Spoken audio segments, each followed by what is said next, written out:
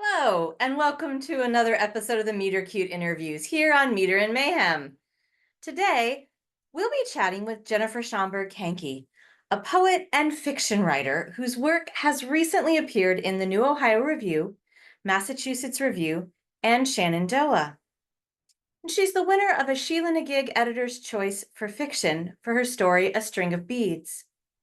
Her zine about her experiences undergoing chemotherapy for ovarian cancer, Fine Considering, is available from Rinky Dink Press, and her full-length poetry collection, The Swellest Wife Anyone Ever Had, about Appalachian, Ohio, is available from White Violet Press, an imprint of Kelsay Books.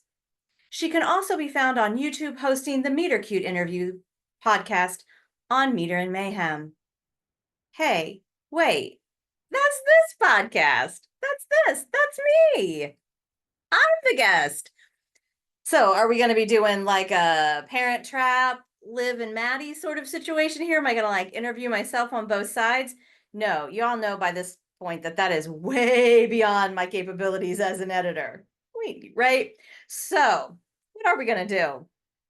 I'll be interviewed today by Lydia McDermott, who is a professor at Whitman College and director of the Center for Writing and Speaking, COWS. And if you think that she doesn't put cow print on everything,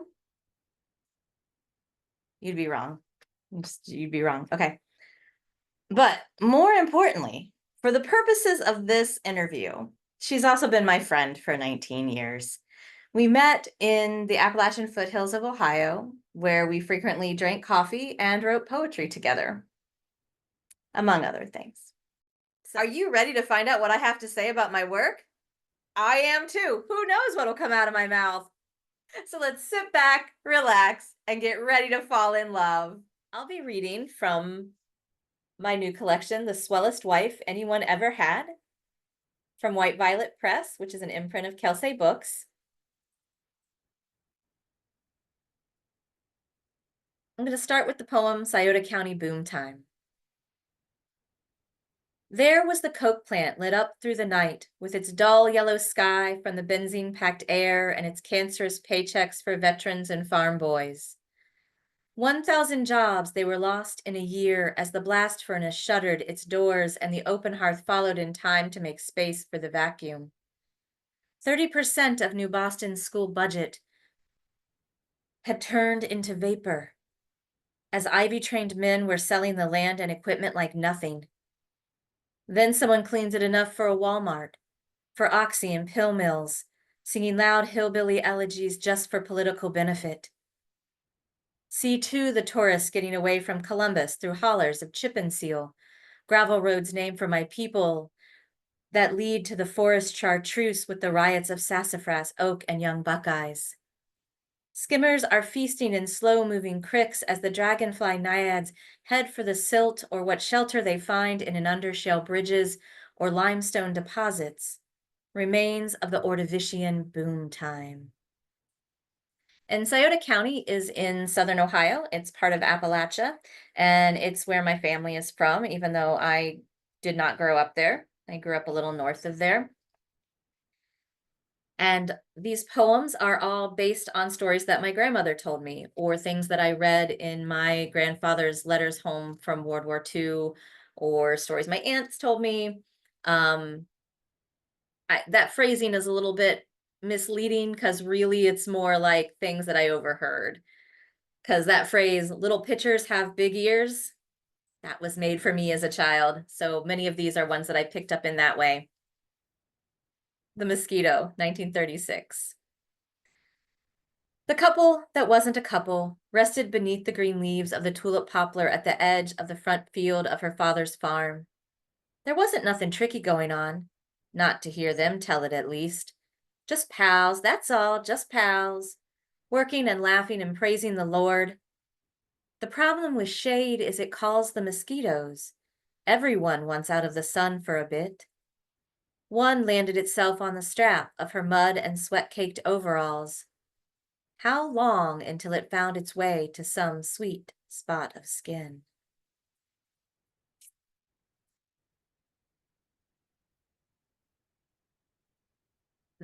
The boy in that poem is not my grandfather. That is not who becomes my grandfather. This one has my grandfather in it. This is called Confluence, 1933. Afternoon heat with mosquitoes in every small shady spot, she and Deet headed to swim where the creek meets the Little Scioto, down by Bob White Holler and out past Old Wheeler's mill house. Modest black swimsuits with no frills to speak of, they'd worked long and hard for the store-bought contraptions with worsted wool and a mermaid stamp tag. Such an extravagance, weren't they so fancy? Didn't their calluses spark to the chill of the water as they giggled and splashed in their secret world with the warblers and wrens, their sweet, stalwart companions and guardians? But up around a subtle bend, those hot ornery boys, they were hopping in, and would you believe were just naked as jays? All dingles and dangles with muscles ripe from the hogs and the hay. They would swear later on that they had no idea that the girls were right there. Just funning and sunning, a lark and a dare, not meaning to make a show of themselves, not meaning to scare all the birds away.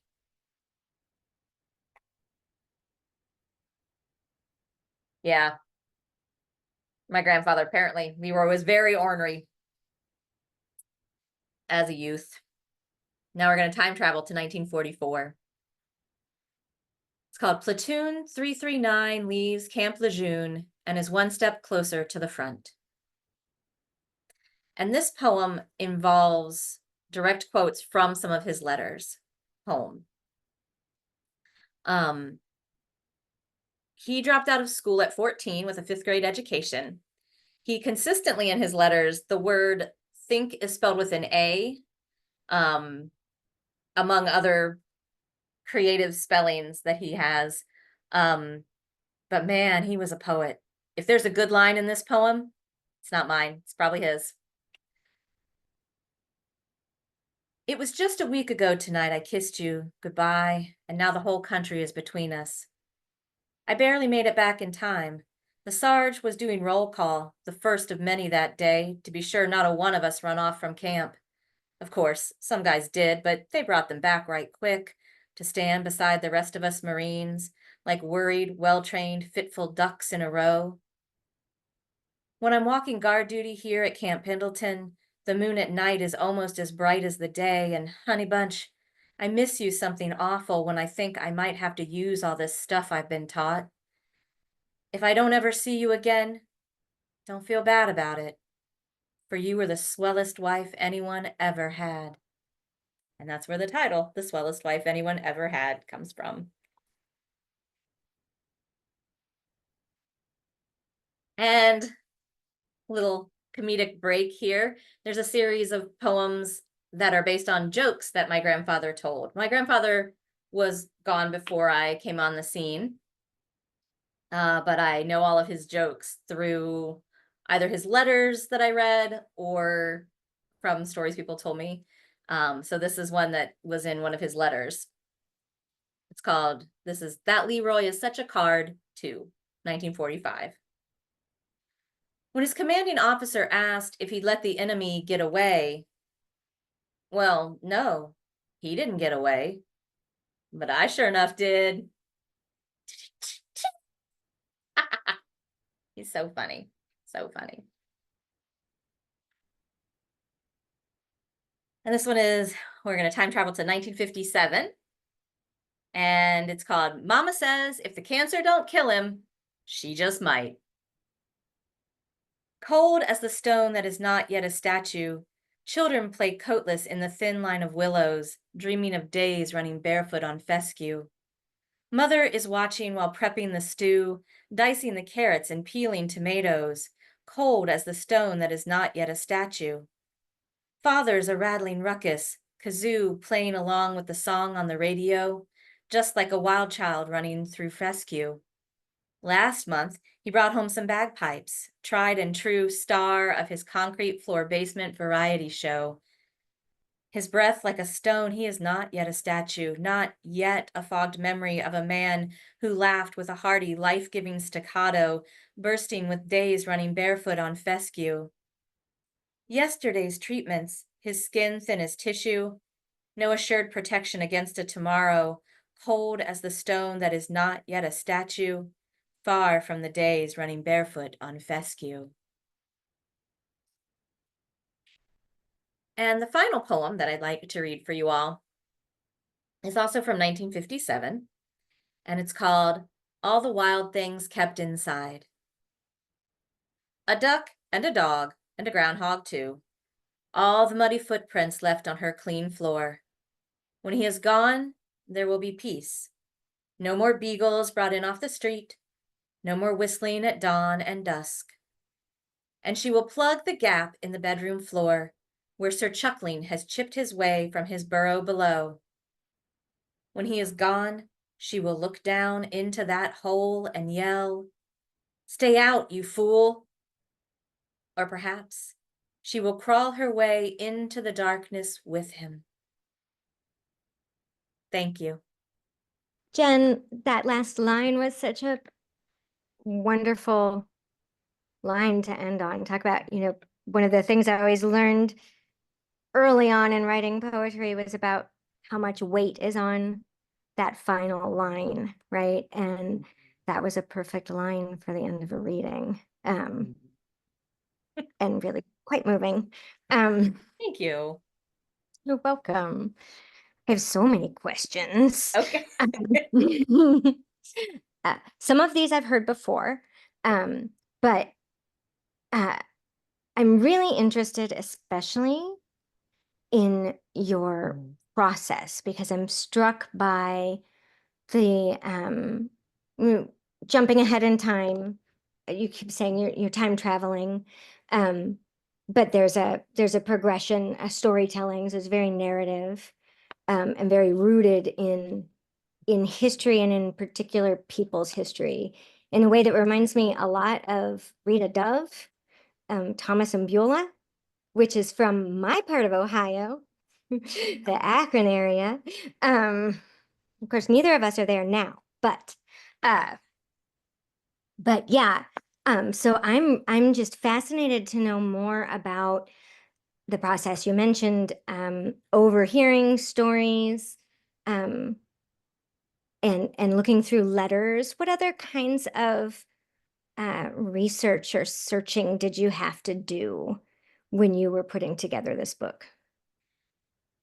That is a great question, one of my favorite questions. And I'm also just so glad that you brought up Rita Dove and Thomas and Beulah, because that's one of the books that I took as a model while I was crafting this as an actual collection.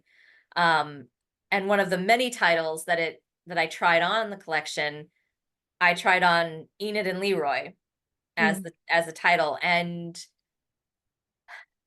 I kind of decided that I wanted something that didn't let him in the title quite as much, even though technically he wrote the title. I wanted the focus to be on her, and so I went with a different title. But so I'm glad that comes through for folks. It makes me so happy. It's a good title decision. Oh yeah, It's a good title decision. So other things that I did, the Scioto County, their library was invaluable to me in putting stuff together.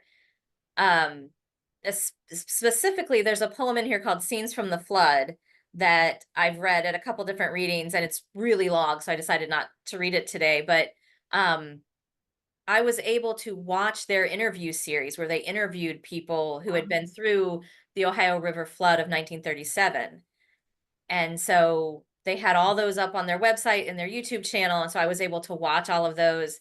Also looking at pictures that are in their photograph collection, like that library really helped craft the book and take it beyond just, here are Enid's experiences, and to bring it more towards the whole county's experiences and kind of pull stuff in. I don't know how many high schools have this. I know my high school doesn't have this, but the high school that my grandmother went to has a huge historical archive on their website. they have this Really? alumni section, and then there's like everybody's obituaries are on there. There's old pictures, there's old newspaper clippings. Like somebody has done an amazing job with the Memphis local schools website because it's all on there. And so Mhm. I was able to go back and say, like, there's a my grandmother played basketball, so I was able to go back to the year she would have been on the team, see who the coach was, see what their uniforms specifically looked like. Um, and like there's somewhere there was like a description of the gym that they played in.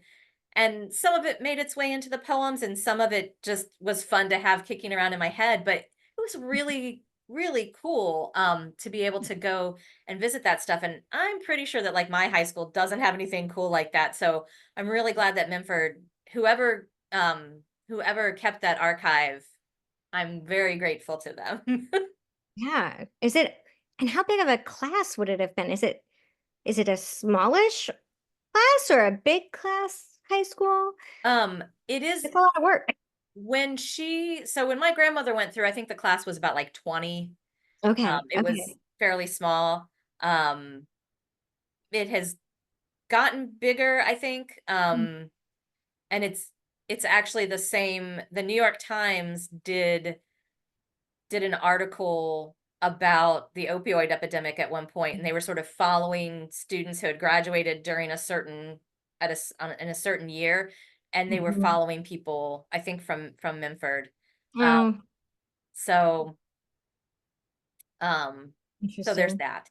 But it was very small when my grandmother went through. Yeah. Yeah. That's just fascinating. There was another part that I want to know how you found out about or what it is. Um, in the Confluence 1933, there was the the the description of the swimsuits. Did you have access to photographs or to a catalog, or like how did you? Because you have this mermaid stamp tag that seems very important, and I want to know more about that. Um, the internet, for all of its issues, can also just be fabulous. I was able to like say, okay, what kind of swimsuit would somebody be wearing this year? And I could look up that information. And there's not only like where people have scanned catalogs and things, but then there are also folks like fashion historians who will Hmm. have whole pages where they talk about like how common something was, like what was high fashion versus what was everybody else wearing, kind of normal folks wearing. And it was absolutely amazing. So yeah, I was able to look at, okay, in I don't think I was able to find specifically like Scioto County, but I was able to find Ohio and like kind of what kind of swimsuit might somebody be wearing, and how accessible cost wise would it have been, and that kind of thing. Yeah. And so um Yeah.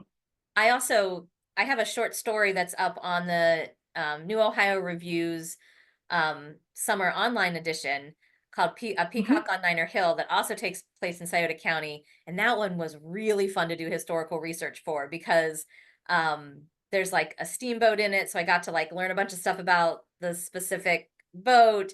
And then like TV plays a huge role um, Yeah.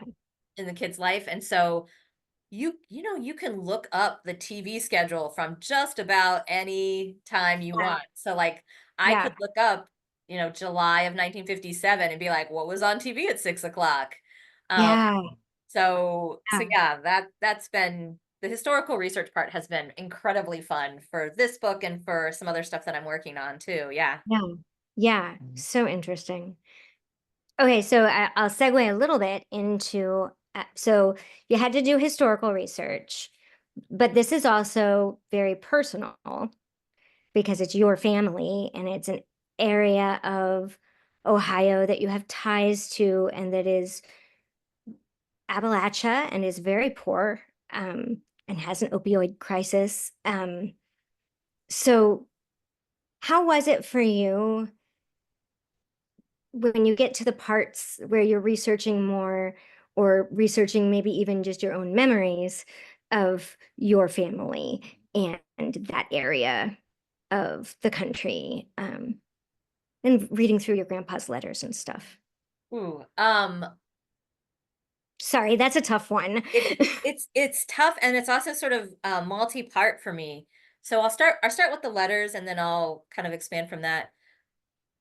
So my father got got the letters when my grandmother died in 2006, but then just kind of sat on them for a while. And then at one point he scanned them all and Mm, then sent them out. okay. And so I had them all scanned, and so I was sitting there on my computer reading letter after letter, because he wrote, I mean, he didn't write every day, and certainly once things got really heated, he wasn't writing hardly at all, and then he was in the hospital for a while, and so, and kind of lied to her about what was going on. Okay. He told her he had a stomach issue, and really he had been blown off the side of a cliff, and um Wow. but like he was just like, just a little, they've got me in the hospital there, I'm gonna be out soon. Okay, dude. So that it was hard stuff to read, especially um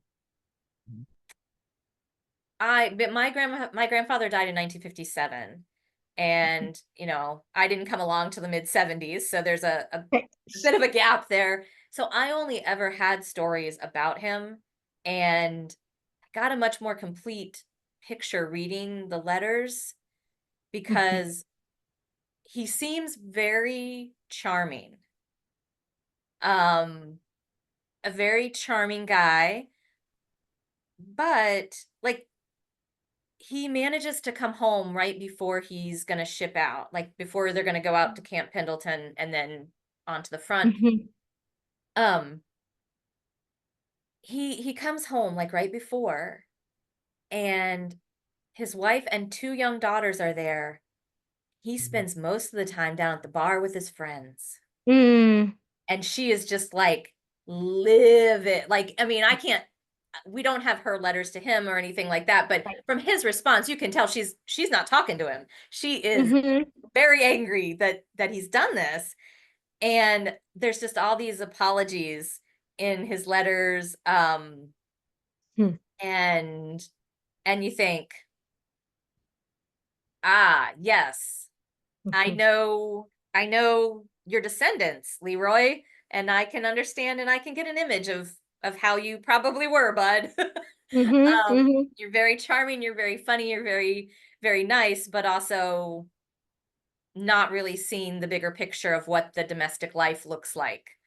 Yeah. Um, that's my kind way of saying that. But I mean, I know that many people in my family have struggled with that.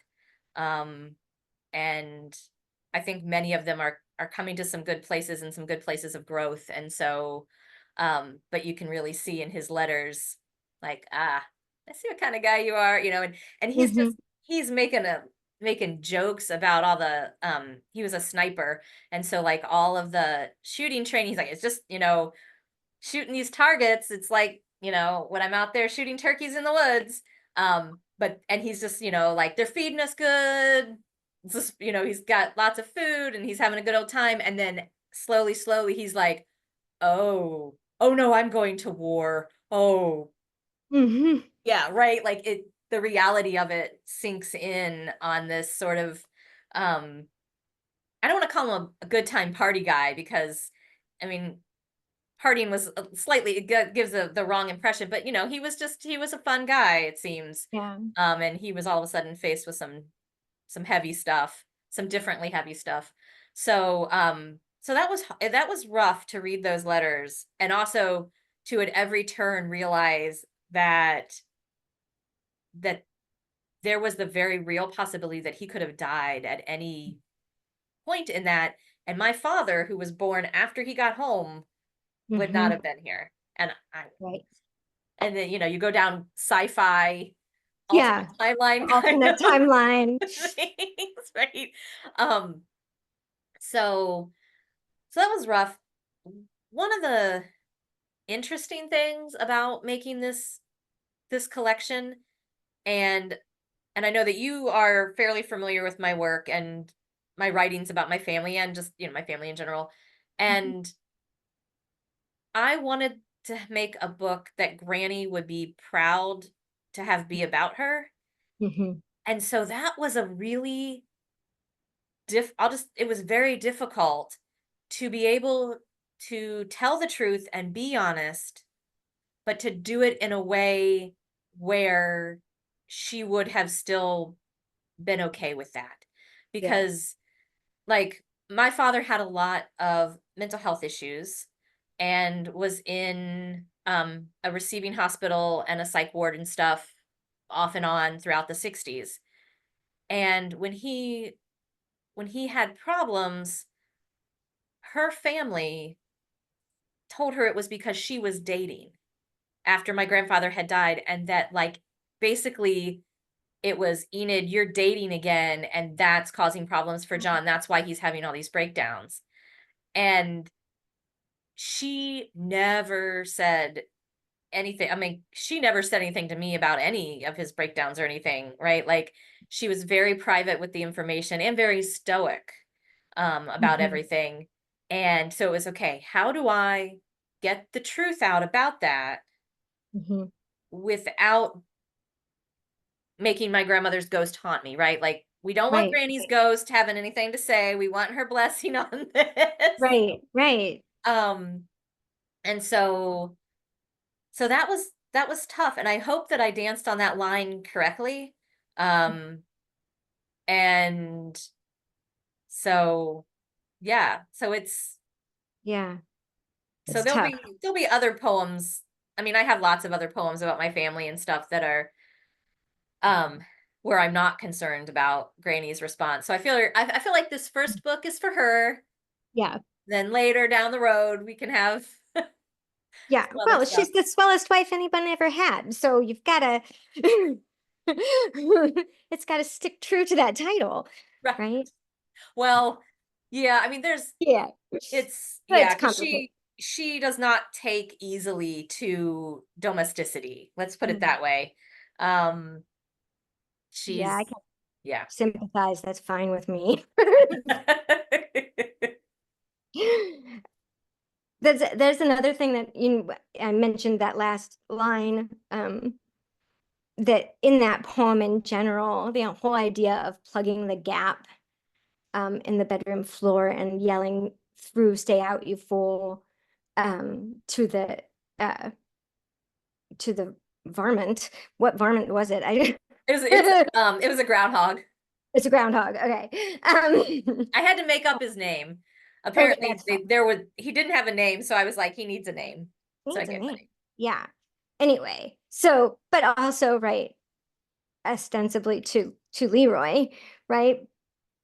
And I think that last part really encapsulates that um I don't know, the complicated relationship that a marriage is, right? When someone is passing, whether, that there is a gap and there's sometimes relief in that gap as well as sorrow. Yeah, I thought you captured that really well. And I want to be careful because I asked you about what it was like to go through this family history, and I mentioned your grandpa's letters, but I know that your emphasis is on your grandma. So I didn't want to turn you away from that. So I do feel like even the descriptions of that you're giving us here of your grandpa and previously then the other guy um are definitely are highlighting more her Enid's inner life, Enid's self. So I just want to make sure that's clear. Um, and also the not yet a statue. Mama says if the cancer don't kill him, she just might. Is that a Villanelle? It is, yes. So beautiful. So hard to do. Very impressive. Thank you. Um, I first drafted it in Annie Finch was doing a Villanelle class, and so I did it in her Villanelle class a few years ago. cool. Well, we've mentioned now Annie Finch and we've mentioned Rita Dove. So I have to ask you some questions. Um, what poet are you in love with, Jen? I am and probably always will be in love with William Wordsworth. Um, and I think that uh, I'm just going to read one of his poems before I talk more about him, because I think a lot of people get in their head when they think about Wordsworth, they think about like I wandered lonely as a cloud, like daffodils and that kind of thing. And they miss, I would say they miss the nuance in his work, but it's not particularly nuanced in some ways, right? Like he is struggling, like when you read Tintern Abbey, you're like, oh, are you describing a bipolar manic episode? I feel like that's what we've got, right? Like it's not nuanced. But a lot of people choose to kind of ignore that part, so that they can dismiss his work. And so I'm just going to read his poem, which he wrote in 1802, and it came out in 1807, a couple years later. So this is called "The World is Too Much with Us." The world is too much with us, late and soon. Getting and spending, we lay waste our powers. Little we see in nature that is ours. We have given our hearts away, a sordid boon. The sea that bears her bosom to the moon, the winds that will be howling at all hours, and are upgathered now like sleeping flowers. For this, for everything, we are out of tune. It moves us not. Great God, I'd rather be a pagan suckled in a creed outworn. So might I, standing on this pleasant lea, have glimpses that would make me less forlorn. Have sight of Proteus rising from the sea, or hear old Triton blow his wreathed horn. And that actually, he wrote that 2 years before he wrote I Wandered Lonely as a Cloud. And they came out in the same collection. And I think that sometimes people can focus on this whole like wanting to be in tune with nature. But like there's also, if you read the beginning of that poem, there's a lot of like he could be saying, I need to get rid of TikTok, right? Like he could be saying there's too much media saturation. There's right. And obviously it's, different events causing it, different ways that he's getting the information and the interacting with other people, but it's that same feeling of just I got to get away from the world for half a second, right? Like um I got to turn off the news and Yeah. and I think there's a lot of the same things that we're feeling now. The romantics had similar feelings. Like I think also about Coleridge's Fears in Solitude, where it's the same feeling of a war is coming near me, but I'm just gonna, I'm up insomniac late at night worrying the war's coming near, but then also we're gonna sit and eat our breakfast in the morning because it's not here. Mhm. And it no in that particular instance for Coleridge, it never actually gets where he's at even. So, we have all those same kinds of poems still kicking around that they were writing then. And I also want to, with Wordsworth, I want to give a plug for one of his lesser known poems. Well, yeah, I mean, I guess lesser known. Um, so this is an illustrated version of the Oh, prelude. So it actually takes up a lot more space because it has, well, of course, I opened to a page where there's no pictures. Um, yeah. So you get pictures of oh, all the places that he's talking about. Um, very cool. in this particular version. But so the prelude, he starts it when he's in his late 20s. And Mhm. it doesn't get published until a couple months after he dies. So he starts it Yeah. like not quite 1800, and it doesn't get published till 1850. And he's really he's to me, it's early confessional work. Oh, definitely. He's Yeah. talking about all of his um the things he gets into as a youth, like stealing a boat, coming home drunk from a party, right? Like all those Mhm. things that he's done in his life, and he's trying to basically like prove how he became a great poet and why he's a great poet and what he wants to do with his wonderful poetic gift. I mean, that you can always count on Wordsworth to have the biggest ego in the room. And that's saying a lot considering he hung out with Coleridge, right? Yeah, yeah, yeah. Like Mm. William had the ego. Um, and so I love that book because it also shows the progression between being kind of a young person who wanted to see a lot of change in the world and how he slowly gets more conservative Mhm. and scared and worried about the world. And you can see that kind of in his history too, that he goes from being like, oh, we're gonna move to America and start a school. You know, we're gonna, Yeah, oh, this is gonna be great. To like, he's got a wife, he's got kids. He's like, well, guess I'll be a stamp collector, which is like basically a tax collector. yeah, Um, like you see that, wow, it's like, wow, that's a shift when bills start to come due, huh, Wordsworth? yeah. Um, and so he used to have to like ride around. I remember reading this, like he used to have to ride around on a horse to go collect the people's taxes. And half Oh, the time people wouldn't pay or wouldn't want to pay. And he was sort of ill-equipped to make that happen. yeah. Um, Just so read angry poetry at them to give you the taxes. right. I mean, I can imagine the world being too much with you if you had to go collect people's taxes door to Yeah, door. Um, yeah. so that's what I have. I'm trying to, I, of course, I probably have tons more to say about Wordsworth because I absolutely love him. There's a novel I've been working on called A Pleasant Loitering Journey, where the Mm. way I wrote it was I would read 100 lines from the prelude and then I would just write whatever came to my mind until I sort Oh, of wow. felt like I ran out of juice. Um, Mhm. and I I went through all of it and then said, okay, can I actually make this into a cohesive narrative? What is here? And so Right, then had to do a bunch of shaping, and I'm still sort of in that process of trying to make it something that someone outside my own head can understand. That right. I liken it to if William Wordsworth had written Fried Green Tomatoes after reading Gravity's Rainbow. Oh, oh, yeah. Wow, that's a lot going on there. Yeah, it's a revenge story. It's a revenge story about a woman who becomes a literal goddess after she goes through chemotherapy for ovarian cancer. Oh, wow. Um, Yeah. and then she just like starts getting some revenge.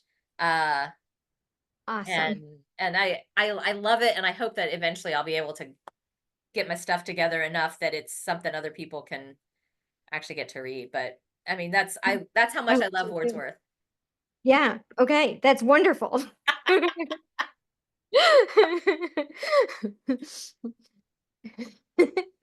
So, okay, speaking of, how Wordsworth is still relevant, and time travel, as your collection already deals with to some degree, um, what advice would you give your younger self? And that can be a variety of younger selves. I know one younger self who may not have ever imagined this book, but I hope she did, because it's really, really exciting to see it come to fruition. But yeah. Yeah. Um, I think that I'd have I'm trying to think because it's a lot of advice, but it all sort of boils down to other things. Um, is that I think that the advice I would probably give is, I guess maybe it's not advice, maybe it's just something I would say to her. Um, Mhm. I guess I write the questions, so I guess I can Yeah, you gotta have an our answer though. our basic questions are my standard questions. I can change them. Because I think the what I would want her to know is that the reason it seems like it takes everybody else less effort to do things is because it does. Yeah. Like I would just somehow sit her down and be like, let me tell you what a trauma disorder is. Mhm. Right? Like I mean, I was diagnosed with an anxiety disorder for so long and so didn't ever get the actual help that was gonna be helpful. Um, Right. because what I actually had was complex post-traumatic stress disorder, right? Like, Yeah. so I guess maybe the advice would be look into EMDR. Because that really changed a lot for me. And I Mm. wish, like, even just, oh man, I'm just thinking about all the previous versions of myself and how much time and effort and energy went into trying to pretend that everything Mm. was okay Mhm. and Mhm. trying to pretend that I wasn't anxious. Or then once I actually decided it was okay to just let myself be anxious, then I would like let the anxiety out, but then I'd be anxious for having let the anxiety out, Yeah. right? Yeah, yeah. Like, Yeah, yeah. I believe you lived through that. Oh, yeah, yeah. And I relate as well. So Yeah, yeah. Um, and so I just think about all that energy that got, I don't want to say wasted because I do believe that the things we have been through shape who we are, and if we hadn't gone through them, we would be a different version of ourselves. But Right. being a different version of myself might not have been bad, right? Like, but also it's in the past, so you can't do anything about it. So it's, Yeah. it is what it is. But I do sometimes get sort of bogged down about, man, so much energy went Mhm. into, and then man, with trauma disorders, you sometimes there are sort of developmental holes, like Mm. gaps in your development for one reason or another. And I had, um as some people watching this video may know, I had some gaps in my social development where in high school and college I had been so afraid and so sort of hyper vigilant about everything that my experience was sort of not the typical high school or college experience. So then when I was like 32, it kicked in and I Mhm. was, 32 and had money, so that was nice, but also was married already, right? Like, Yeah. and so all the issues, right? Of trying to make up for lost developmental social development time that you missed when you were 16 and now you're in your mid 30s. So, Yeah. um I would just be like, maybe look into some EMDR, but the thing is, depending on how early I said I that, was gonna say it might not have existed right away. well, Yeah. my dad went through EMDR Oh, in the really? 90s. Well, he went through like one In or the two 90s. Yeah. Okay. sessions um Okay. when I was in high school. And then so I had a when my counselor was like, "Hey, you should do EMDR, do you think maybe? Let's talk about this." I had in my head my dad coming home and his descriptions of it and then him stopping. Um Oh, because it had started to bring up some things. And so right. I was during my first kind of round with EMDR, I was just always sort of worried, like, is this going to Yeah. be more than I can handle? But I had already had like years and years of talk therapy coming up to that. And so it was like, I'm Okay. ready. Yeah. Yeah, yeah, I'm yeah. ready for the monsters. It's fine. You got this covered now. Right. Oh. Okay. The other question that I must ask you is what advice do you think one of your younger selves might have for you now? Oh, I I honestly think that maybe earlier versions of myself, I'm thinking maybe like my 2003 self, so maybe kind of like late 20s self or thereabouts, Mhm. um, would probably take a look at my life now and be like, why do you not have any to-do lists? Oh, You wow. need You need some to-do lists. You need to know what you're working on. You could be, because right now I have like 3 or 4 different writing projects that are sort of all out there that I haven't Yeah. worked on. Like I'm doing a retelling of Evangeline, Longfellow's Mhm. Evangeline, but instead of being up in Nova Scotia, it's in the Florida Panhandle in the Okay. 80s. And it's based Whoa. on some stories that my friend has been telling me. And man, I Nice. tell you, the historical research for Swellest Wife was fun, but let me tell you, looking at 80s stuff, Oh, I bet super, that's really fun. super Yeah. fun. So like I have all these projects and I feel like she would look at me trying to get them all done and she would be like, you need to stop playing Candy Crush. You need to stop the Once Upon a Time rewatch. You've already watched it once. You don't need to. I do need to rewatch it. There's No, too many no, songs. that's you do need to. That's Right. perfectly understandable. And she'd be like, you need a daily to-do list. You get off work at 4. Okay, what are you doing between 4 and bedtime? Let's go. Um, Yeah. Yeah, yeah. and and then I would be like, yeah, but maybe we can be a little chiller. Um, Yeah. although, I mean, during the pandemic, especially early on when things were frightening and chaotic all the Yeah. time, like pre-vaccine, Yeah. um, to-do lists really got me through it because Okay. I Yeah. the night before at night before I went to bed, I would say, okay, this is what tomorrow is going to look like. Here's what Hmm. I'm doing. Um, and then I could, it kept me kind of structured. Yeah. So I do return to those things in times of stress. It's just that those earlier versions of myself, it was all times of stress. Right. So, Right. I think I'd have to explain to her that like, it's okay. We're not stressed out all the time anymore. It's cool. Wow. Yeah. That is a that's I would be good for her to hear, I'm sure. Actually. I'm sure she'd Still listen. sounds like you're giving advice to your younger self, I think. But I think that's legitimate. Yeah, and that's kind of on brand for me, so, I think that's perfectly legitimate. Um, well, I don't know what else to ask you right now. Maybe just how did you come upon so I'm sorry, I'm going back to the book a little bit and out of those broad questions, but I asked you about the research aspect, but I'm also interested in your choice of different forms, like we heard of Villanelle. We heard um, something that I think was one line. The that um, Oh, that Leroy is a card. That Leroy is um, yeah, that one I break it down a little bit. Let me see if I can okay, but find where it's it's small. yeah, let me meh. I put these tabs so things would be easier, but they're not necessarily easier. Yeah, so that Oh, one on okay, the page, that one looks like that. okay, okay, So, okay, yeah.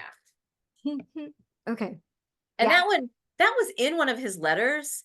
Um, yeah, and also in his letters, which I don't think there are any poems about it that made it in, but um, after he gets out of the hospital, they put him in charge of the brig because he can't. yeah, yeah, And the war is pretty much over by the time he gets out of the hospital, and so um, but he would like let his buddies out of the brig to go to the movies and just be like, oh you need to just wow. make sure you come back.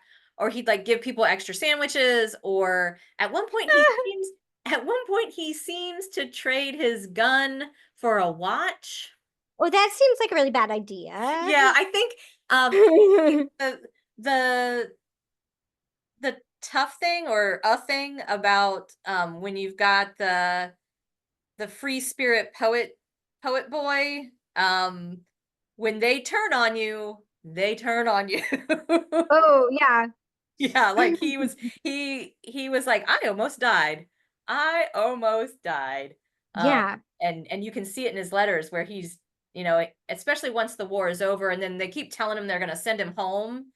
yeah, Um, but it keeps getting delayed and he's losing patience with that. yeah, yeah, totally. So, but okay, so you explained that, but how did you decide upon form in this book in general? Um, I think I went with kind of